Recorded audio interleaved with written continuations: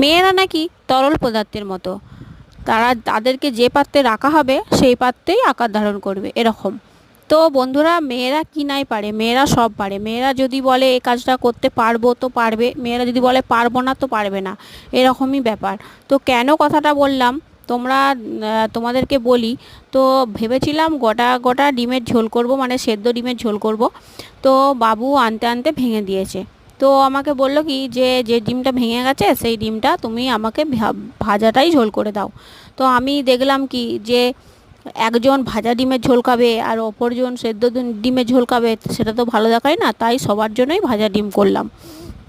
তো এর জন্যই বললাম, এই ভাবছিলাম সেদ্ধ ডিমের ঝোল করব, আবার দেখো ভাজা ডিমের ঝোল করছি। তো ওর জন্যই বললাম যে মেয়েরা কি নাই পারে, মেয়েরা সবই পারে। তো ওর জন্যই বললাম যে মেয়েরা তরল পদার্থের মতো। তো চলো বন্ধুরা, টাটা সবাইকে, শুভ